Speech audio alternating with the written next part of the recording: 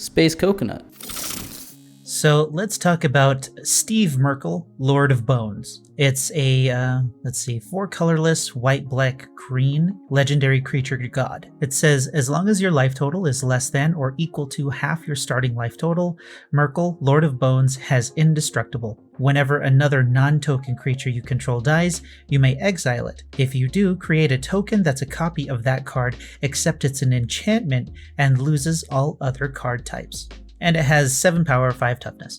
Now the interesting thing about this, well, not interesting, but since it's in green, we can ramp up to the 7 really easily, right? When those mana dorks eventually fall prey to like a board wipe or you need them to block or something, they're going to come back as enchantments, and after that you have a permanent mana dork as an enchantment, which is kind of wild. White has a lot of enchantment support for creatures, or even turning your enchantments into creatures, or in the case of Myrkul, Lord of Bones, anything that says when an enchantment enters the battlefield is going to be really good. For us, the constellation keyword is in a lot of Gods of Theros and some other, let me see here. Yeah, mostly the Theros block. Journey into Nyx had a lot of cards that had Constellation on it, so anything with Constellation is going to do really well in this deck, since all of your creatures are going to die and then come back as enchantments.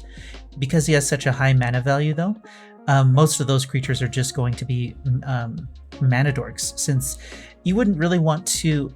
Using creatures will be the best bet here rather than artifacts, just because those creatures will die and come back as enchantments, and then enhance any game plan you have regarding enchantments in this deck. Probably the number 1 card you're going to want in a deck with this one is Sphere of Protection, or Sphere of Safety. It says, creatures can't attack you or a planeswalker you control unless their controller pays X for each of those creatures, where X is the number of enchantments you control. So using a pillow fort strategy with this might not be such a bad idea, but rather than focusing on enchantments themselves to do what you want to do in your game plan, instead, if you focus on the creatures that have static effects or tap effects that are really invaluable, that your opponents are going to take those creatures out almost immediately. Having this out and then pulling out those bomb creatures will probably be another direction you can go. In this case, since you're running black, if you wanted to be that guy, you could run Tegrid in this deck. She's going to be a lightning rod for removal. So as soon as they do take it out, it comes back as an enchantment, and then they have to worry about enchantment removal in that case.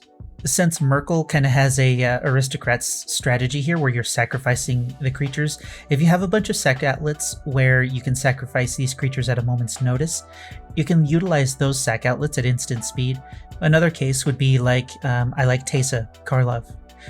When a creature dies, you double the death trigger, and then tokens get vigilance and lifelink, but that's not really the part we're focusing on. Since Myrkul, Lord of Bones, is going to have kind of a sacrifice kind of strategy here, because you're going to want to sacrifice these creatures if your opponents won't kill them outright. Since you can sacrifice these creatures, you can sacrifice them, and then if you have another enchantment, say Dictate of Erebos out, then sacrificing the creature will force your opponents to sacrifice 2 creatures, and you can even sacrifice Teysa to that effect, and if Myrkul, Lord of Bones, is out, she'll come back as an enchantment, and that's going to be a problem. If you wanted to go the Aristocrats route, Zulaport, Cutthroat, Blood Artist, and any of the other Aristocrats staples are going to be those kind of creatures that you can sacrifice themselves to their effect and then get an enchantment that's going to cause a lot of problems. White and actually white, black, and green all have tokens. White has spirits and humans, black would have zombies, green would have elves and saprolings. Any of those, you can make a bunch of tokens to sacrifice and then have enchantments that, your Zulaport, Cutthroat, that your opponents are going to want to take out right away. But if you're doing that, you might not want to do that with Myrkul having 7 mana, so I'm not sure how strong of an effect that would be. But preventing your Blood Artist or Zulaport, Cutthroat from being destroyed early would be pretty good. Let's see, Esper Sentinel would be another good one. If it dies, then never mind, it wouldn't be good. Because that's an enchantment, its power would be 0. Deathrite Shaman would be a good one. If you're playing really big creatures and you're ramping really hard, you could also use Elish Norn Grand Cenobite. Rhea Dawnbringer would bring more stuff from your graveyard to the battlefield, but I mean, that's 9 mana, so you would have to do all the ramping and then just have huge creatures. But then when they die, you lose those big creatures. So maybe creatures with static abilities would only be helpful in Myrkul, because Myrkul would kind of keep them from being taken out. So, but it doesn't really help the game plan by itself. Big creatures like Avacyn, Angel of Hope, but you want to be able to swing with her. Yeah, so maybe the big creature with powerful static abilities wouldn't be the best way to go. So maybe just a simple enchantments build would be good for Myrkul, unfortunately. I'm not sure.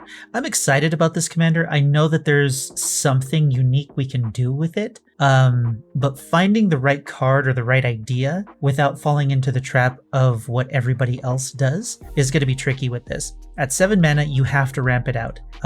Those small creatures aren't exactly going to do much when you get your commander out. If you have a sack outlay, you can sack them instantly, and you have enchantments that will tap for mana, but then, you know, what's your game plan after that? If they're enchantments, then I guess it is really, really obvious we do go the constellation route and just do a bunch of stuff where enchantments matter. There's got to be another way, though. I'm not sure. I'm gonna have to think about this one. This one is exciting, but at the same time, it might be really, really hyper focused, and other ideas might not work well enough for it to open up the opportunity for us to do something really unique with this killer. I said killer. To do something with this commander. I'm not sure. It's interesting, but at the same time, it might just be really, really linear. We might not have very many avenues, very many ways to do something unique with the commander. But he's really neat. He's really interesting. I like the idea of the creatures coming back and being enchantment tokens, which is really interesting. So yeah, Sphere of Safety, 100% you're going to want that in this deck. But anyway, let me know if you have any ideas for this deck to make it unique. I'll probably play with it. I mean, if I get the commander, I may look around some enchantments and see what I have in my collection, then go from there, but I'm not sure. I wanted to talk about it, and now that I did, I'm less interested in it, so... But anyway, that's it for now. We'll keep doing these. I'll keep talking about other cards. Spoiler season. This is my first time. We'll see how it goes. I'll see you in the next one.